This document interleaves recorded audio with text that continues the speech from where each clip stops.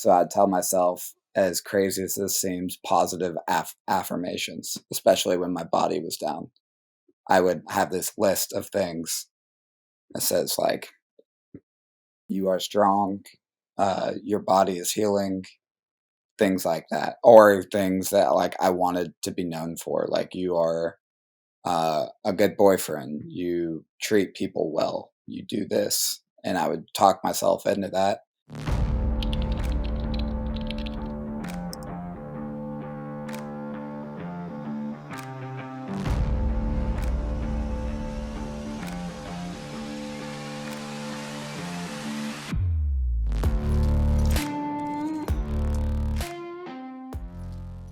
Today on the Tournament Code, we're joined by JonErik Alford. JonErik grew up just outside of Atlanta, Georgia, and was originally committed to Kennesaw State before ultimately signing with Ohio State University. JonErik struggled with numerous health issues in his first 4 years as a Buckeye, but battled back in his fifth year and competed in the NCAA regionals and the NCAA national championships. Well, we appreciate you taking the time to join us, JonErik. I know that you're from Roswell. You and I played a little golf together growing up. And for a while there, I think you were committed to Kennesaw State, and now you're up at Ohio State playing golf. But before that, before Ohio State, before any of that, how'd you get into the game of golf? So I got into the game of golf. We just happened to move semi near a golf course. My dad played a little bit, and then we found out this club, Country Club of Roswell, had a great junior deal going on. And then on Thursday mornings in the summer, they took juniors out, and we could play 3 holes of golf as a young kid, and then you could progress as you got older. And I never looked back from there, but it all started on Thursday mornings, and I didn't do much more than that the whole time. So started at 3 holes, then 6 holes, then 9 holes. But yeah, it was just Thursday mornings for the longest time. And then when I got in the 9 hole league, I would say I was around 10-ish. That's when I really picked up the game of golf, and that's when I started thinking about tournaments and practicing more than one day a week in the summer. But it was all fun before that. So once you started taking it seriously, what changed, and B, how'd you know that, hey, I want to take this seriously, I want to try? Because you're good at a few other sports, I believe. I think you can play a little basketball, and you might have played football at some point, if I recall correctly. Yeah, I played football and basketball all the way through high school, all the way through senior year, and enjoyed those too. I played baseball till about that 10, 11-year old, and then you're kind of forced with a decision there with how travel baseball goes. And that was kind of the first step, was like, I kind of like golf more than baseball. Can't really explain why. I didn't like sitting in the dugout. I didn't like going to play 3 games a day. I kind of liked chipping and putting. I really had no idea I could take it this far as I have. I would just say I started thinking like, hey, I like to be outside. I like hitting a bunker shot close, things like that. But that's when I started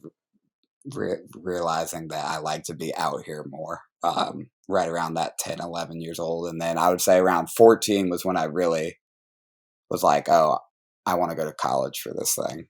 So that's when the mindset developed a little bit more. Then I started prioritizing summer golf more, asking questions, because I knew absolutely nothing at that point of what to play in, or even playing tournaments at all. I think that was when I started playing 2-day tournaments, was right around 14 years old. Was there a certain time in there that you started taking lessons, and what types of people were you asking those questions to about tournaments and things? So I started taking lessons. I don't really know the exact age. I would say I always had some sort of guidance. But I took some lessons from Jackie Canizio at CCR. She was one of the pros at CCR. I took it around 13 or 14, and it was real simple stuff, I would say. Like, I didn't see a video of myself swinging pretty much ever. I actually had one of the world's biggest dips at that age. My head dropped from about my head to my belt almost. So, but that's where that started. Just the lessons of kind of just learning the game too.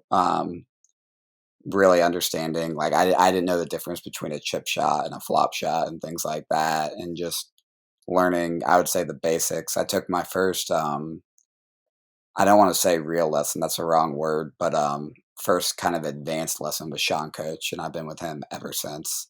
Um, and I would just say that the part about like asking the questions about college golf, I would say once I went to Sean Coach, I started realizing I don't know where it's at now, but when I was in AJGA was kind of where you needed to be, American junior golf. So I was like, how can I get into these? And I played a preseason event, and it kind of took off from there. When did you start really feeling like, you were competitive in the junior golf space because you figured out, hey, I'm going to play tournaments at or 2-day tournaments at 14. You figure out, hey, I'm going to start playing in some AJGAs maybe around that time.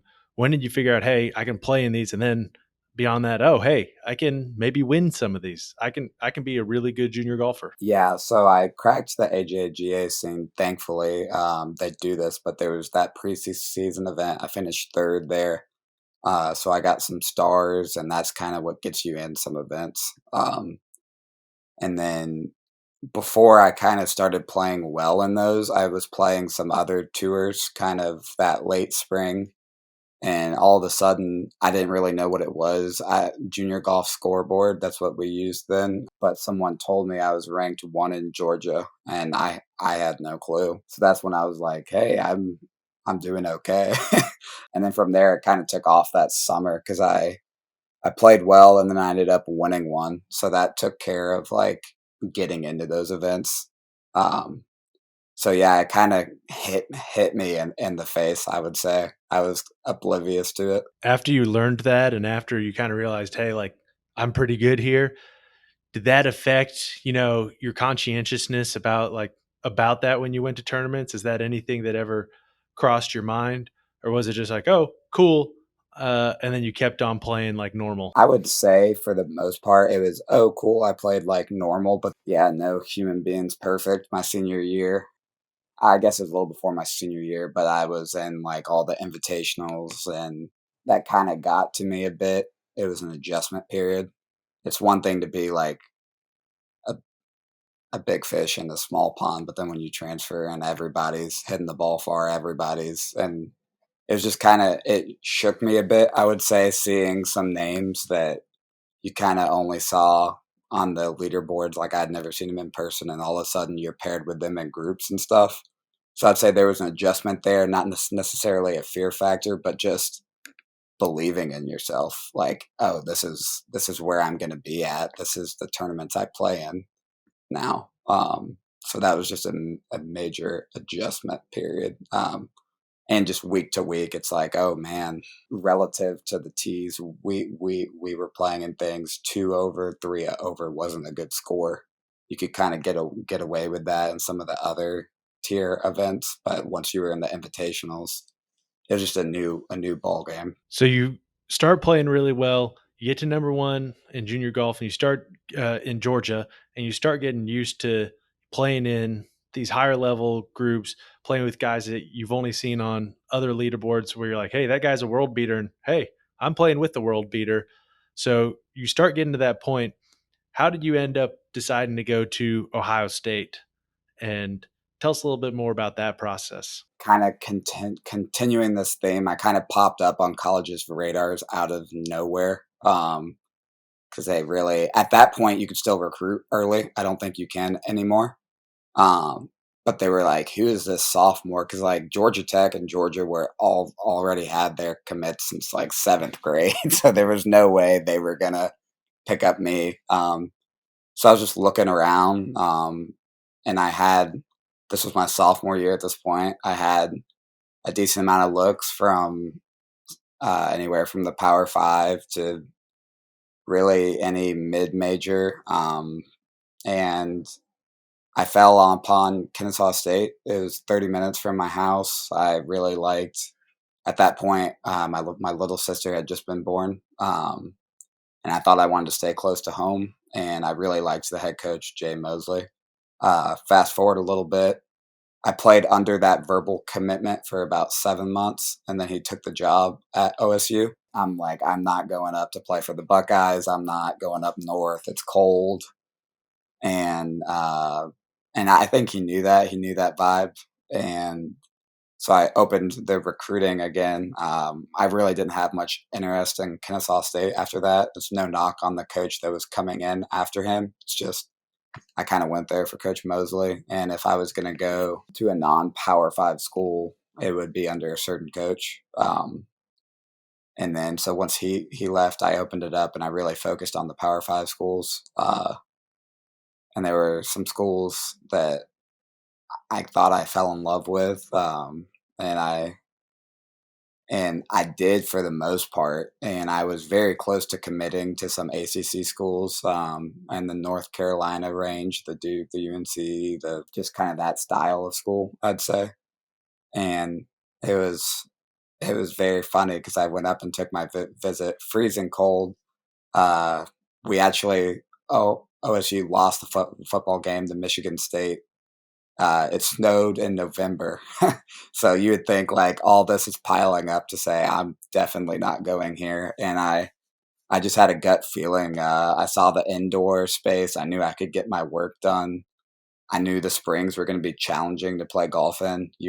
I was going to have to learn a whole new style of game of flatting your golf ball, spinning the golf ball, things like that in the wind. It just felt right. So that's how I ended up at OSU. Long story there, but yeah, I went through the ringer twice. You say long story, but you got an even longer story to a degree when it comes to when you got to OSU. A lot has happened in your college career. Why don't you just like take your time, walk us through your college career and all the progression and the progression that you've had? Because I remember I went to college and first thing that happened to me, if you recall, is I had a stress fracture in my hand before I even got in the door, essentially. And so that put me out 6 months. I came back and then 2 months later, I had one in my foot. Came back 3 months after that, another one in my foot. And that kind of put me in a point where I was like, hey, I don't want to play anymore. And I know that a lot has happened in your college career. So tell us a little bit about that and how you handled that. I think it starts a little bit backwards. We just have to say I'm old as hell for a college guy. This is my 6th year. I could medically have another one if I wanted to. So uh, I'm not though. This is my last year, so just putting that out there to start. But yeah, walk on campus. I had a similar situation where I had shoulder pain, but I didn't think anything of it. I thought, I mean, I had had it for like a year and a half at that point. I thought it was just ice it after the round. Played in 1 or 2 round of qualifying, and then as I was getting my physical done, your freshman physical that you enter in, and they do the everything, the works. They were moving my shoulders and the standard like pop click, and then they're like, "What happened? Tell us more." Long story short, I get shoulder surgery a week later, and that was kind of an emotional roller coaster, I would say, that week, because I went from thinking our first tournament was Pebble Beach, so I was like, man, this would be so cool if I could qualify for that as a freshman. They were bringing 6 that week instead of 5, so that's a major deal for all the college golfers out there. They know that that extra spot is huge. Um, so I was thinking maybe I could squeak in there in the 5 or 6, but it wasn't meant to be. I got shoulder surgery. So then I was thinking, okay, full redshirt year. They told me 4 to 6 months recovery. It was about a 16-month recovery, maybe 18-month. And I tried to come back before that multiple times. It wasn't just like me sitting on the couch for 18 months. A lot of different doctor visits. I saw the Atlanta Hawks doctor. I saw some great physical therapists at Motion Stability in Atlanta. Saw doctors in Columbus. Long story short, we didn't know this, but I had a nerve issue. Don't know at all if it was related to the surgery or not, but I had a nerve issue, so I had to clear that up, which took an additional 2 to 3 months. So my shoulder was fine. It's great. Praise God. It's functioning awesome now. So that was one thing. So I get back from that. I'm recovering a little bit, but I'm just not feeling well. I had a lot of chronic health issues going on while recovering, which might have been part of the nerve issue popping up. So this is my sophomore year, spring. I'm playing in my first tournament, and it's our home event, so like the last event of the year. And I'm just not feeling good. I'm walking up the fairway like my feet feel like sandbags. My spine was very tight from the top to bottom, and I shoot 87 in the first round, and I'm thinking like this is it. This is the end. uh, I didn't know. I didn't know. I'm not sure what I signed for my national letter of intent, but I think it was year to year. So I'm like, this is it. I'm a dead man after this. And I played fine in the next round, but beyond that, I thought I was just done with golf in general. Could barely move up and down the fairway, but then I bounced back and had a pretty decent summer. So rolling into redshirt sophomore year, so my third year academically, and then all the issues come running back. I didn't change anything. I didn't go to any doctors to get better. I just kind of got better, and then I got worse again. Um, so at that point, I'm like, all right, I don't know what's going on. So I go to basically every medical doctor you could name at OSU. I've been there. So any specialization, I've seen them all. So I went like the traditional Western medicine route, and not only was like all my blood work popping up fine, I couldn't, nobody knew exactly what was happening. I was just being like, oh, you should go see this person. You should go see this person. I was just going in this big circle. So I didn't play at all that fall. I played one event as an individual at Xavier. And I was just praying to God that I got through that 36 hole day. And I barely did, and it was miserable. So definitely not in golf shape at all. So that winter, I was like, all right, I got to start seeing some people. I got to figure this thing out, and COVID absolutely bailed me out that year for an extra year of eligibility. It came in the spring and shut things down, and it's not a good thing, but I tried to make the most of it, and because it basically paused my life for about 7 months, and I saw a lot of functional medicine doctors. Anybody that sees this podcast, they can always reach out to me to see what I did. But I didn't sell my soul to the devil, but about every other thing I could do application wise, I did it. Through diet, through red light therapy, cold showers, breathing, just you name it. Everything in that holistic wellness realm, I did it. Um, and I did it religiously for 7 months. And one of the things that really helped me, I'll point it out, is Egoscue. It's a posture therapy. That's what helped me get my body back to where I wouldn't be in pain.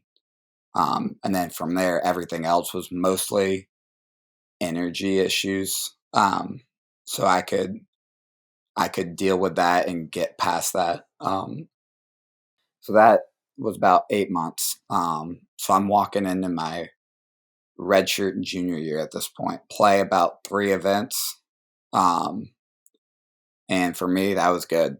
And I was just like, all right, I'm about to graduate, and I'm just gonna, go find a job and stuff. But then, my dad actually was saying, like, you're starting to make progress again. Why don't you just see how the summer goes?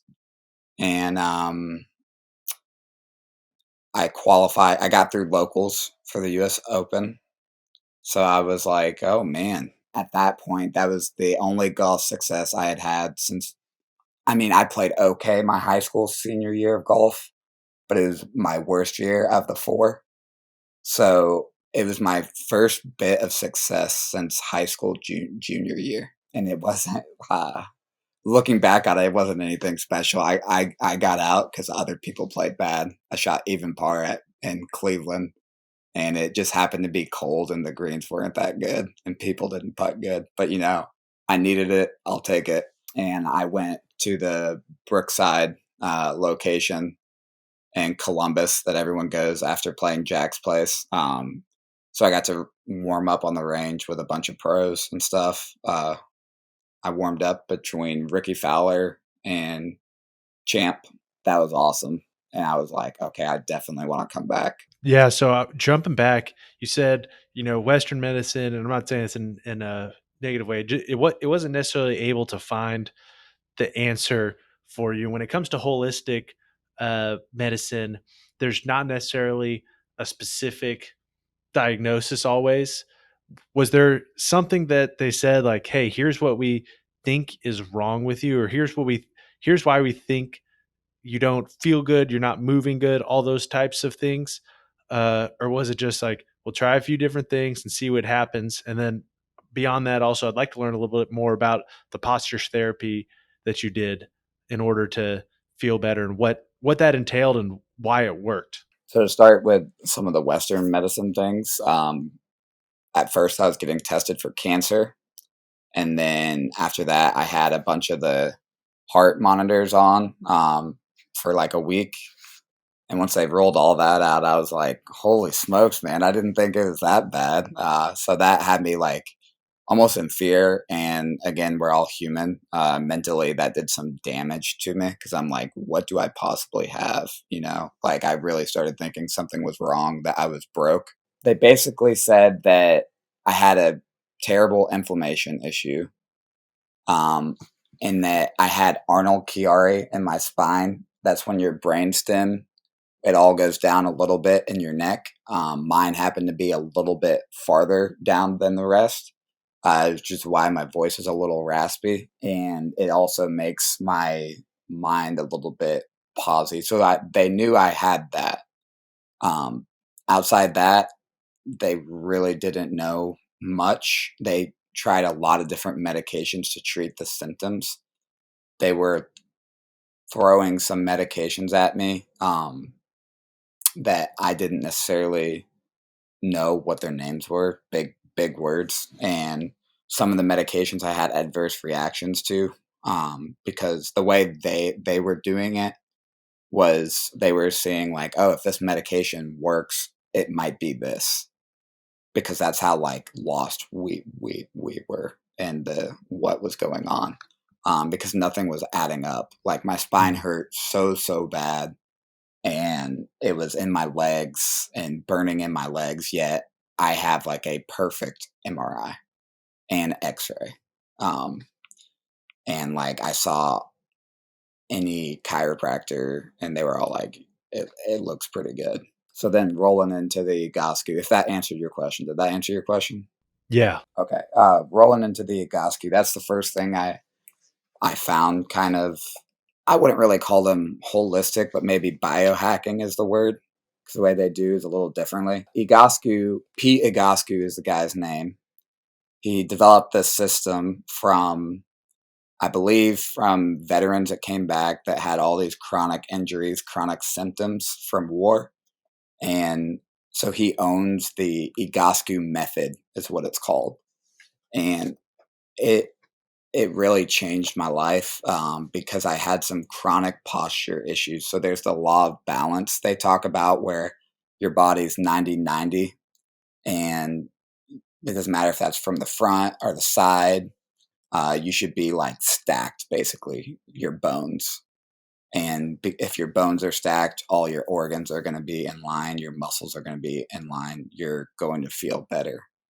Um, Simple concept, but getting the body to that is harder to do. And my posture was really messed up. You wouldn't see me walking down the street and be like, that guy's slouching, but I was I was very far on my toes. I also had some serious one side issues going on, like every golfer does. So yeah, I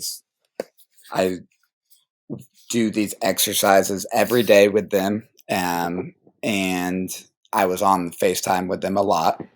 And then the other thing I did with them was this thing called a tower, and I would lay my foot in a tower, and it kind of pulls it. And that's what we got to really loosen up my spine. It's the only thing that I found that loosens up my spine, and I was in that for an hour a day. So total, I was doing Egoscue things for about 2 hours a day. Obviously, I was on the extreme side. They don't do that with every client. But that's what I mean, just dedication to like, I'm going to figure this out. So I kind of shifted my mindset between like asking the doctors what's wrong with me and being like, if you were to maximize a human being and maximize your uh, potential, your energy, just if you were going to make a human being live the most efficient life they could, what would their body look like? What would they be eating? What would they be saying? And I'm not saying that's going to work for everyone, but that's what worked for me. Just started making major changes. I told myself consistently, I'm bent, not broken. Um, and I just needed to be bent back in shape. And it's the most little things that stack up too. Like I put my phone away, and I put it away about an hour before bed, and I don't touch it, and I sleep better. And yeah, just working out in the mornings, things like that. How did you find out about some of these methods of treatment? And when you did decide to go into that, did you get any pushback from players or not, from coaches or family or friends? I would say I found that stuff by deciding that I'm going to do this thing.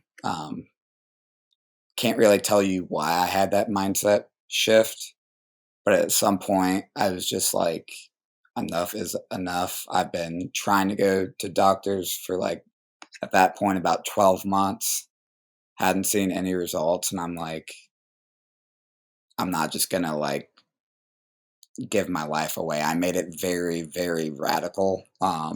And once I decided to do that, obviously I did just anything I could do. Got down Google hole, got down YouTube, started taking notes, started seeing what I thought was legit, what other people thought was legit, and then seeing kind of being able to find people I trust and see what they say about things.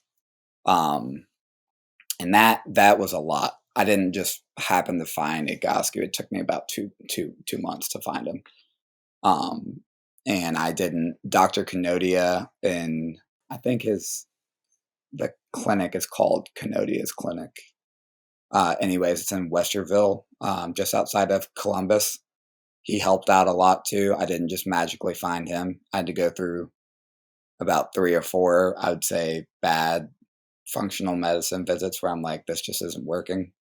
And yeah, unfortunately, spent a little bit of money with that too, but just that pursuit, I would say. So it was about 2 to 3 months of researching and taking notes and trial and error, and then I kind of like found, I guess that's the hot word right now, but my team, functional medicine people, and the Egoscue, and then I could just realizing what works and doesn't work for me. As far as friends and family, my roommates were shocked, I would say. You can imagine a college kid. Um, what are you doing tonight? Oh, I'm gonna meal prep, and this is what I'm eating. I would eat, not all the time. This wasn't like my breakfast every morning, but if it needed to be, it'd be grilled chicken, carrots, hummus, you name it. Um, no packaged food. I mean, just completely. I was a complete outcast from that standpoint of college. Like alcohol, like is not going to touch my body. So I didn't drink too much before that, anyways, but it was just a total 180. So I'd say my teammates that really cared for me were happy about it. At that point, I've been dating my girlfriend, now wife, for about 3 months. So that was probably the craziest thing. She's like, "What have I gotten myself into? This guy 3 months later showing his true colors." But it was funny because we kind of went through that together and we're stronger because of that. And then family, I would say that's the hard thing, coming home for the holidays. My immediate family gets it, but if you see somebody, I mean, what am I supposed to tell my grandmother when she sees me uh, eating something at the table and I'm eating a pound of red meat? Like that's so there's some points where I kind of pick my battles where I don't try to explain things. Like I know it works for me, and I also am careful not to advocate things for other people because I don't know what they need. Like I have to eat very nutrient dense foods, so I eat like very very heavy red meat. Um, I eat sometimes organs. a lot of I drink a lot of like heavier milk, a lot of full fat because my body doesn't soak up nutrients well. So I'm not advocating that for anyone. I'm not like an Instagram guy, but it's definitely been unique seeing other people have to eat around me. It can be hard with that family pressure. It's unique to hear, though, kind of how your diet changed. And I think these are things, and just the general patterns that you've changed, because these are the things that I think that I found over the past couple years, as far as like cold showers in the morning, working out in the morning. I use like artificial. I get up at 4:30, so I use artificial sunlight to try to set my clock well, make sure I got everything going, and make sure my circadian rhythm is timed right. When it came to doing that, it takes a lot of discipline. It takes a lot of discipline to do that in college when everyone's living differently than you. It's a lot easier. I had roommates who would, you know, not do anything, like play video games till midnight and then get up, pop two monsters or something like that, and sit out and study till 3:30.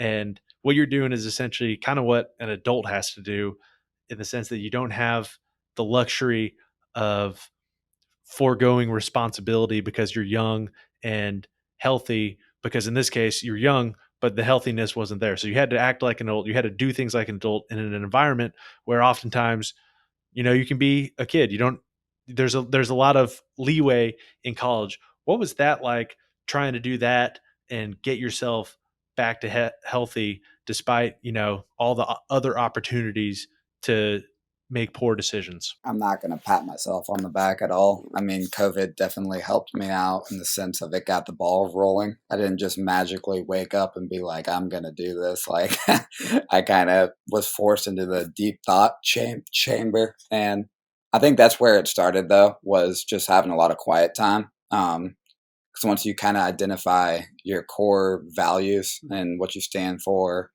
what you think life's worth living for, things of that matter. And just get very real with yourself. I feel like those responsibilities are a little bit easier because then it's just like it's who you are, and that's what I decided for myself. Like I am these things. I am disciplined um, because I'm not a motivated human being. Like my wife can tell you this: if you put sweets in front of me for long enough, I will smash them. And I still definitely enjoy food and things. I'm not just like 100% religious, but I it is about the discipline and it is about deciding what you're going to be and who you're going to be. And once you do that, I mean, you don't have to judge other people for what they're doing, but you're not really worried about what they're doing either. You just kind of take on that mindset a little earlier, I guess, in life. But I just feel like college kids don't have enough time for that, and I really feel like impacts golf a lot. Because a lot of college golfers aren't thinking about meditation. They're not thinking about where their head's at. And they just think about, oh gosh, I got to hit all these balls. I got to get this right. I got to get this right. I mean, it's true. There's a lot of physical work. But just who you are, it's what you do every day. Doesn't matter the day. Yeah, Christmas, I'll take it off. But there's very few days in a calendar year that you're not going to do the stuff that is who you are and what you're about. I am much more than golf as a person, but I am dedication, I am discipline, and my daily routine. I'm not going to miss my daily routines. Um, and then from a standpoint of that, with golf, like I have so much mental clarity about what I'm doing, and like what I need to do for golf. So it's kind of like a two-headed thing there. I feel like of like you once you address kind of that social issue, I feel like it makes you kind of I'd say like you're the boss of yourself. You really kind of like take that for the first time in your life, and then that transitions into golf so much easier. Like um, if your coach thinks it's a 7 iron and you think it's an 8, like you're gonna have no issues saying I'm gonna hit the 8, and just little things like that. I would say. Yeah, you have to live with the decisions you make, and you take responsibility like that. It it can be um, a changing factor. And as far as for people like golfers and other people who it's easy to get sidetracked for everybody. And I can tell you a story. I'm going to keep it anonymous, but there was like as far as like golfers just being not disciplined or like having trouble sometimes with those things. There was a college golfer, not me or anyone that any of us know, but a college golfer that was getting ready. Everyone was getting ready for essentially D1 conference tournament, and they got up. The van was supposed to leave at 5 a.m. to get down there, and they call this guy. He's there like 2 man, 1 man. Can't get a hold of him. Can't get a hold of him.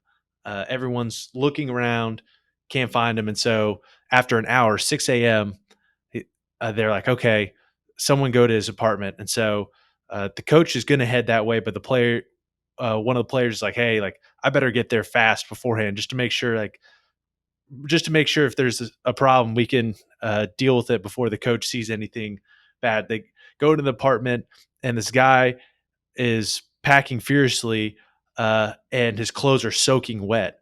And like, man, like, why are your clothes soaking wet? He's like, well, I think last night I went out and drank too much, and then I got in the shower with my clothes on, and I fell asleep in it. Uh, and so that's the night before a conference tournament. And so it's easy uh, to get away from the discipline that you need, especially in big moments. And it sounds like you're very disciplined, as you said. What sort of mental coaching have you gone through to try to maintain that and keep that and develop that? A few authors come to mind. Joshua Medcalf is pretty good. I think his most popular book is Chop Wood, Carry Water. But I would say I would say the book that has had the biggest impact is Atomic Habits by James Clear, because he was so authentic and vulnerable with it, and basically said like, look, like human beings are not as strong as you think you are. You need habits. And that's not necessarily mental coaching, but again, like discipline, where does that come from? For me, it's momentum. Um, that's why I don't miss days, because if you miss back to back days, it's going to be very hard to start again. So you just simply don't miss it. Um, so that started with things like habit stacking. So I'd tell myself, as crazy as this seems, positive affirmations, especially when my body was down. I would have this list of things that says, like, you are strong, your body is healing, things like that, or things that like I wanted to be known for, like you are a good boyfriend, you treat people well, you do this, and I would talk myself into that, but I would do it as I'm brushing my teeth. I would put that habit on top of a habit that I already do without thinking about it. I had an issue drinking water in the morning. I didn't do that.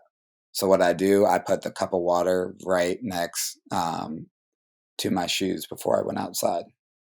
Like I can't miss it. um, and then same thing when I walked back through campus from my class.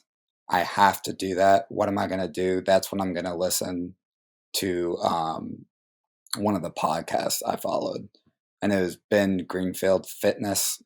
That's like the wild, wild west. I would say you got to be careful what you're hearing because he interviews anyone and everyone, and everyone thinks their way is right, and rightfully so. Things like that is where I got my mental coaching from.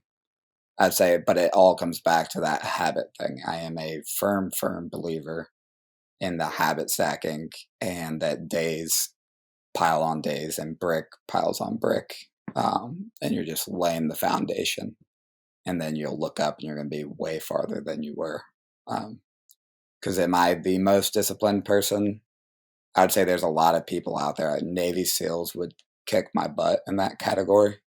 But I would say any average human being can start there. And then the last little point I'll make about mental coaching is just to listen to people around you. Humble yourself. People have great ideas. You can learn from just about anyone, and it doesn't mean you have to learn a lot, but you can learn about anything from anyone. On the topic of, habits and routines and all the stuff that you're doing now, including golf and school, what does day to day look like for you? Like, why don't you walk through what a training day looks like for you, a school day, and, even a tournament day with your new routines? I'll do today first. I would say this is a training day because I don't have class.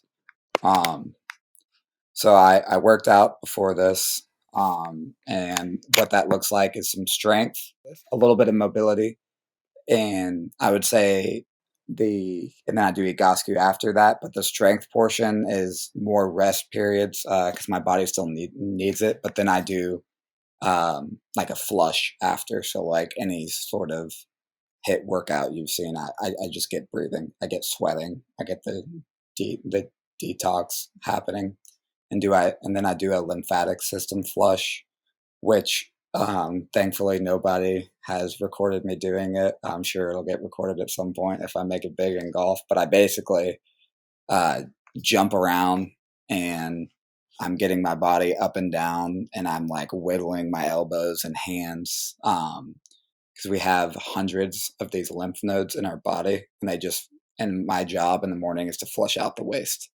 So I'm doing that. I'm looking like a clown for about a minute and a half, and then I go take a cold shower.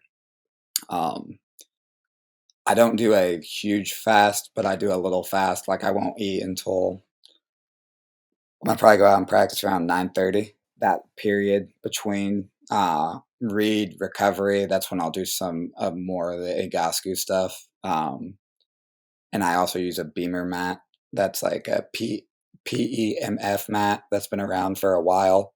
Um, and you can look it up, but basically it's just another way to get circulation in your body faster, and get basically new oxygen in your body. So I do that, and that's when my reading's done.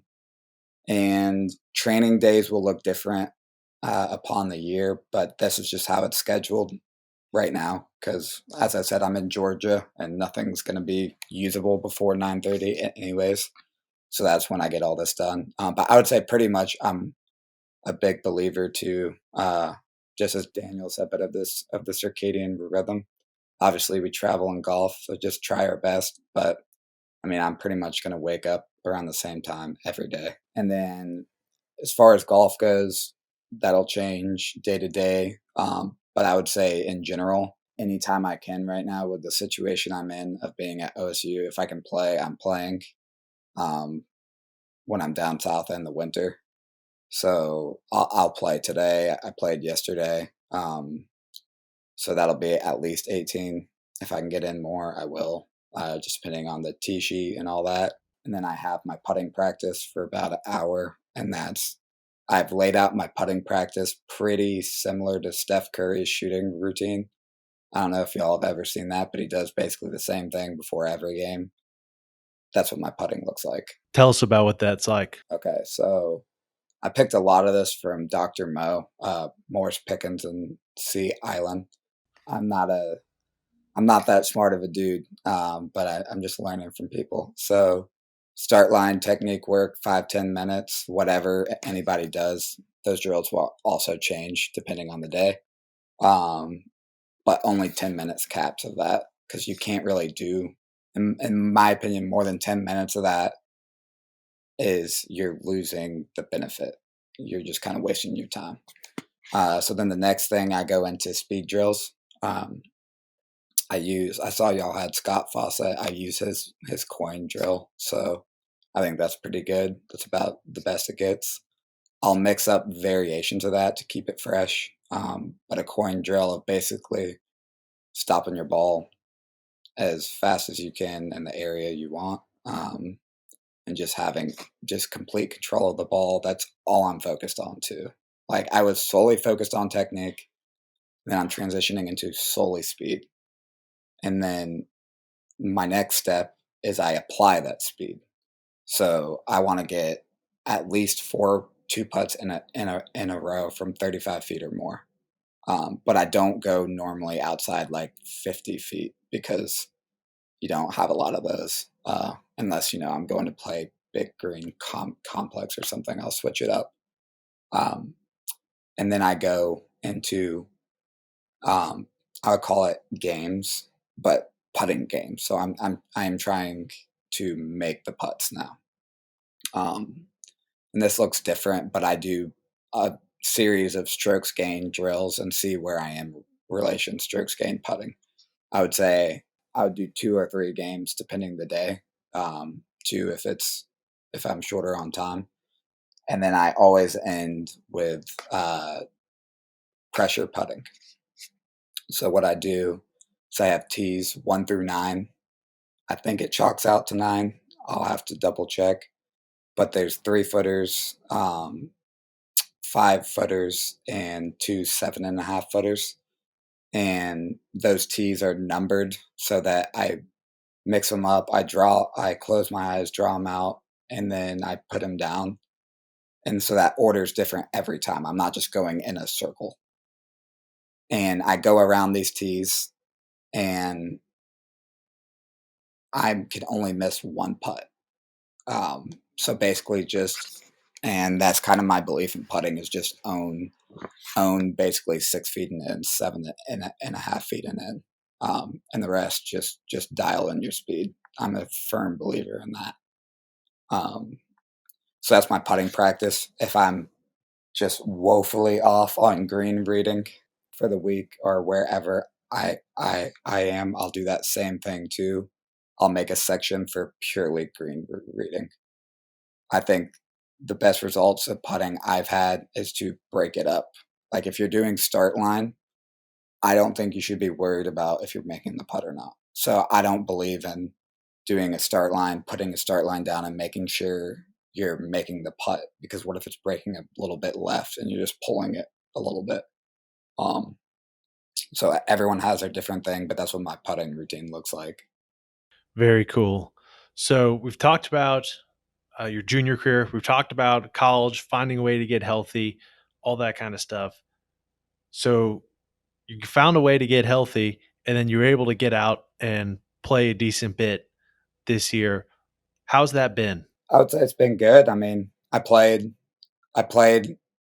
in all the I played in every event my redshirt senior year. Uh, and then we went to nationals. So I got to play Big Tens, regionals, and nationals. I only played well at regionals, but that was just good to be around the nation's best. Good to be at Greyhawk, and just play against really good teams, honestly. And it was fun. I thought my college career was done at that point. I didn't really think I was coming back. I left the door open, but I wasn't for sure I was coming back. Um, and then I had a pretty good summer. It started out not that great, but not bad. And then in July, I just ramped up. I played the USAM the year previously at Oakmont and just got slaughtered in that afternoon tea time. I had no chance. Even if I was in the morning too, like I said, that was a transition period. Not that I didn't believe in myself that I could play at that level, but I went from not playing any tournament golf at all to the USAM, just magically like that. So then the next year I was a little bit better prepared this year. Made it to match play. Got beat the first round by Hugo. He's a stud. If he listens to that, he got me good. I mean, when you're at Ridgewood and you're hitting it 320 and you don't miss the fairway, that's going to beat pretty much anyone. The rough was nasty out there. So, but yeah, got rolling, and had some good results. So I decided before the USAM though that I was coming back for a 6 year. Because that Q school price came out, and I was like, man, that's a lot of money. And I had an opportunity if I came back to finish my master's degree. So it all just aligned, right? So I'm finishing my master's degree this spring, and yeah, we played pretty decent this fall as a team. We finished on a win. I think we're ranked 22 to finish the fall. And we got a great squad, so we're looking to get better. Got a lot of good players on the team. Beautiful. We appreciate you taking the time to join us today. The last question we ask every guest is, if you could go back to yourself as a junior golfer and tell yourself just one thing, what would it be? I would say one thing. In Georgia, we played a lot of trees. I would say one thing is to punch out horizontally more often. That's just my golden answer. I lost a lot of tournaments trying to bend the ball, and it hit that big ass pine tree and go OB. I know what you mean. There's a lot of them around here, and it's easy to get in them and say, "Oh, I got a gap," but very rarely is there actually that big of a gap for you. Well, that's beautiful. If people want to reach out to you, learn more from you, or just find you on social media, where can they do that? I mean, I got a pretty easy name to find. JonErik Alford, JonErik. If you type that in, last name ALFORD, I'm sure you'll find me. My Instagram's JEAlford22 if it doesn't pop up, but I haven't met anybody else with my first name, so I'm sure you'll find me out there. Thanks for joining us today. Please do us a big favor and like and subscribe on YouTube, Spotify, and Apple Podcasts so we can help others learn how to play better tournament golf. You can find us online at thetournamentcode.com, on Instagram at thetournamentcode, and on Twitter at tournamentcode.